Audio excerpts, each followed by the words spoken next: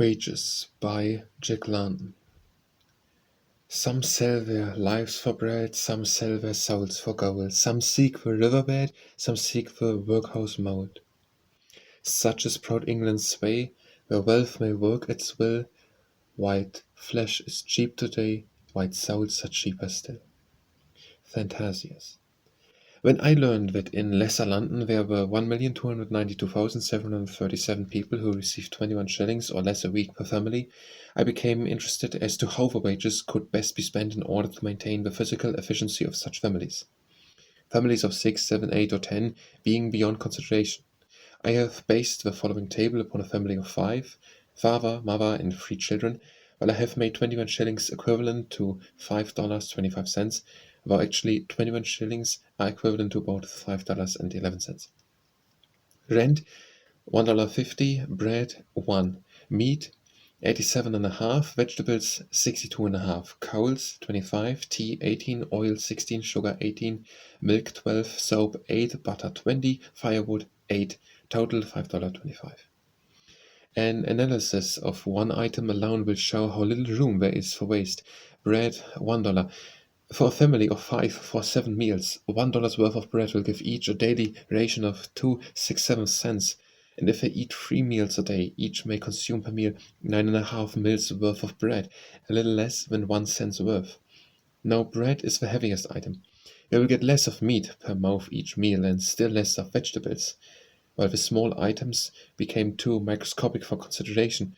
On the other hand, these food articles are all bought at small retail, the most expensive and wasteful method of purchasing.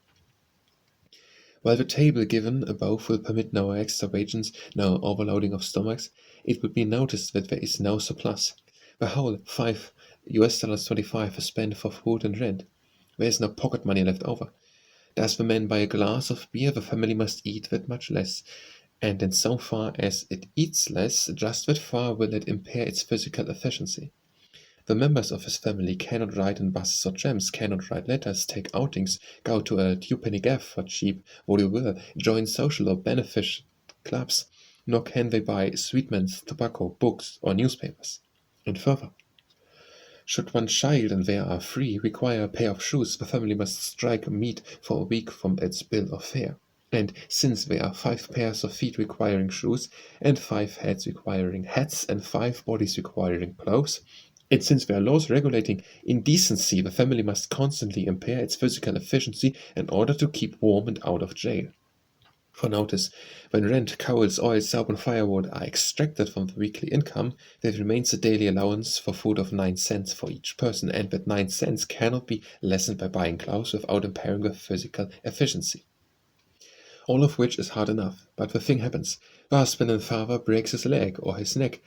Now 9 cents a day per mouth for food is coming in. Now 9.5 mils worth of bread per meal, and at the end of the week, no $1.50 for rent. So out they must go, to the streets of a workhouse or to the miserable den somewhere, in which the mother will desperately endeavor to hold the family together on the 10 shillings she may possibly be able to earn. While in Lesser London there are 1,292,737 people who receive 21 shillings or less a week per family, it must be remembered that we have investigated a family of 5 living on a 21 shillings basis. There are larger families, there are many families that live on less than 21 shillings, and there is much irregular employment. The question naturally arises, how do they live? The answer is that they do not live. They do not know what life is. They drag out a subter-bestial existence until merciful release by death. Before descending to the fuller depths, let the case of telegraph girls be cited.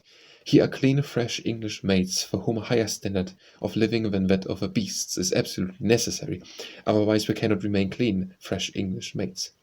On entering the service, a telephone girl receives a weekly wage of $2.75. If she be quick and clever, she may at the end of 5 years attain a maximum wage of $5. Recently, a table of such a girl's weekly expenditure was furnished to Lord Londonderry. Here it is. Rent, fire, and light, $1.87.5. Board and home, $87.5. Board at the office, $1.12.5. Streetcar fare, $37.5. Laundry, $25. Total, $4.50. This leaves nothing for clothes, recreation, or sickness. And yet many of the girls are receiving not $4.50 but $2.75, $3, and $3.50 per week. We must have clothes and recreation, and man to man, so oft unjust, always so to woman. At the Trades Union Congress now being held in London, the Gas Workers Union moved that instructions be given to Parliamentary Committee to introduce a bill to prohibit the employment of children under 15 years of age. Mr. Shackleton, Member of Parliament and a representative of the Northern Counties Weavery, opposed the resolution on behalf of the textile workers who, he said, could not dispense with the earnings of their children and live on the scale of wages which obtained. The representatives of 515,000 workers voted against the resolution, while the representative of 535,000 workers voted in favor of it. And 515,000 workers oppose a resolution prohibiting child labor under 15. It is evident that there are less than living wages being paid to an immense number of the adult workers of the country. I've spoken with a woman in Whitechapel who received right along less than 25 cents for a 12-hour day in the coat-making sweatshops, and with women trousers finishers who receive an average princely and weekly wage of 75 cents to $1. A case recently cropped up of men in the employ of a wealthy business house receiving their board and $1.50 per week for 6 working days of 16 hours each. The sandwich men get 27 cents per day and find themselves. The average weekly earnings of hawkers and costermongers are not more than $2.50 to $3. The average of all common laborers outside the dockers is less than $4 per week, while the dockers average from $2 to $2.25. These figures are taken from a Royal Commission report and are authentic. Conceive of an old woman, broken and dying, supporting herself and 4 children and paying 75 cents per week rent by making matchboxes at 4.5 cents per gross, 12,000 boxes for 4.5 cents, and in addition finding her own paste and thread. She never knew a day off, either for sickness, rest, or recreation. Each day and every day, Sundays as well, she toiled 14 hours. Her day's stint was 7 gross, for which she received 31.5 cents. In the week of 98 hours work, she made 7,066 matchboxes and earned $2.20.5. Less a paste and thread. Last year, Mr. Thomas Holmes, a police court missionary of note, after writing about the condition of the woman workers, received the following letter dated April 18, 1901. Sir, pardon the liberty I am taking, but having read what you said about poor women working 14 hours a day for 10 shillings per week, I beg to state my case. I am a tie maker who, after working all the week, cannot earn more than 5 shillings, and I have a poor affiliated husband to keep who hasn't earned a penny for more than 10 years. Imagine a woman capable of writing such a clear, sensible, grammatical letter, supporting her husband and self on 5 shillings, $1.25 per week. Mr. Holmes visited her. He had to squeeze to get into the room. There lay her sick husband, where she worked all day long, where she cooked, ate, washed, and slept, and where her husband and she performed all the functions of living and dying. There was no space for a missionary to sit down, save on the bed, which was partially covered with ties and silk. The sick man's lungs were in the last stages of decay. He called and expectorally constantly. The woman ceased from her work to assist him in his paroxysms.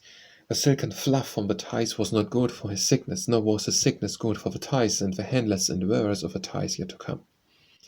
Another case Mr. Holmes visited was that of a young girl, 12 years of age, charged in the police court for stealing food.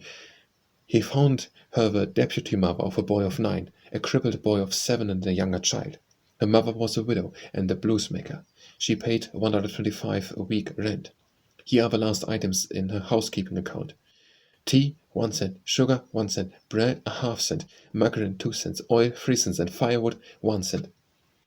Good housewives of the soft and tender folk, imagine yourselves marketing and keeping house on such a scale, setting a table for 5 and keeping an eye on your deputy mother of 12 to see that she did not steal food for her little brothers and sisters, the while you stitched at a nightmare line of blouses which stretched away into the gloom and down to the pauper's coffin a yawn for you.